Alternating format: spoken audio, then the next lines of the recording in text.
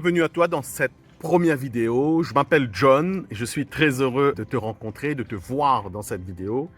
Et du coup, je vais t'expliquer ce que c'est le chatting adulte OnlyFans, un petit peu son histoire, comment c'est né, comment c'est apparu, à quoi ça sert, en quoi ça consiste, etc.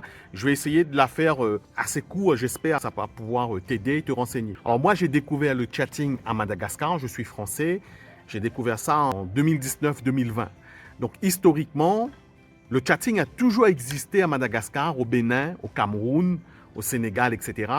C'était souvent des courtiers de chatting qui sont payés par des plateformes, des grandes plateformes que je ne peux pas citer les noms. C'est des plateformes de rencontres entre adultes, mais pas forcément pornographiques ni obscènes ou ce genre de choses.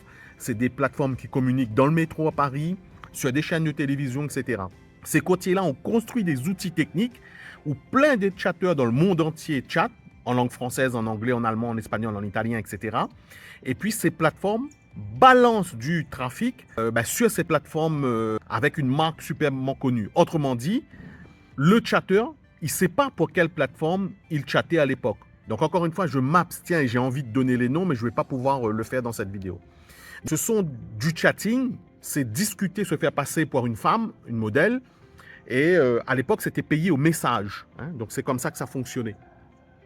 Et puis en octobre-novembre 2023, moi je suis contacté par un client en France qui me dit « John, voilà, on a un service client assez particulier à te confier et ça consiste à accompagner une modèle. » C'est comme ça qu'il l'appelait à l'époque et ça s'appelle toujours maintenant comme ça.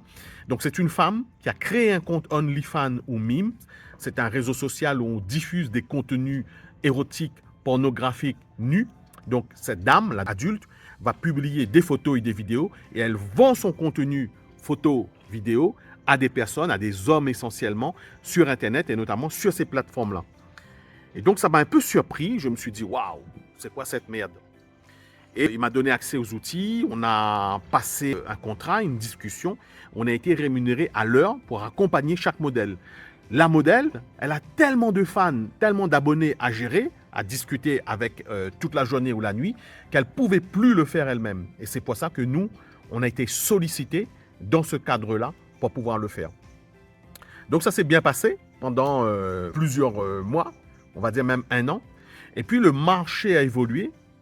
Et puis on n'a plus été payé à l'heure, on a été payé au pourcentage des ventes qu'on générait. Et aujourd'hui, la majorité des agences OnlyFans rémunèrent au pourcentage par rapport aux ventes qui sont réalisées par les chatteurs. Donc le chatting, c'est le fait de discuter avec un homme en se faisant passer pour une modèle, pour une femme, clairement, concrètement. Et c'est de l'inciter à rester le plus longtemps, mais surtout à acheter du contenu adulte sur ce réseau social-là. On pourrait assimiler ça à une forme de brouteur, il n'y a pas de souci, moi j'ai pas de problème avec ça. Après, le chatting OnlyFans, donc déjà le sujet d'OnlyFans lui-même évoque en nous, ça va toucher à la tradition, à la religion, à l'éducation, à la façon dont on a vécu les choses durant toute son enfance, son adolescence et sa vie d'adulte. Et donc, c'est quelque chose qui clairement attire notre attention parce que ça touche à la religion, à l'éducation, etc. Donc, c'est quelque chose qui est perçu comme sale.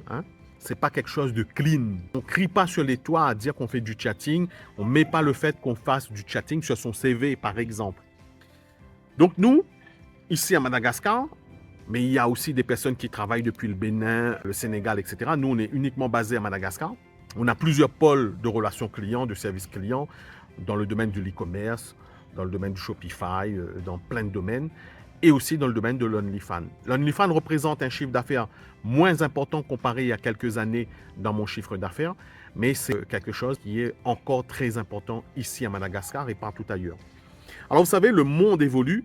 Notre monde évolue positivement ou négativement, j'en sais rien, parce que je ne suis pas là forcément pour aborder des sujets sociologiques, philosophiques ou même religieux avec vous. Le monde évolue et il y a des choses qui apparaissent, il y a des choses qui disparaissent. Et le chatting adulte, c'est une forme de divertissement et encore de beaux jours devant elle. Et ça va encore évoluer de plus en plus.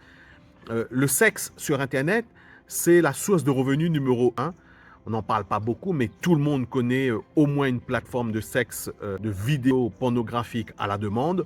On ne le consomme pas forcément, mais on a déjà au moins surfé sur un site de ce genre, que ce soit adolescent, jeunes adultes ou même encore maintenant, ça concerne aussi bien les hommes que les femmes. Donc le chatting, voilà un petit peu ce que c'est. Et puis nous, on a travaillé avec beaucoup d'agences OnlyFans parce que c'est un marché qui est très structuré. Et puis avec le temps, on a créé donc une plateforme qui permet de mettre en relation des chatteurs et des agences OnlyFans. On le faisait manuellement depuis 2 ou 3 ans.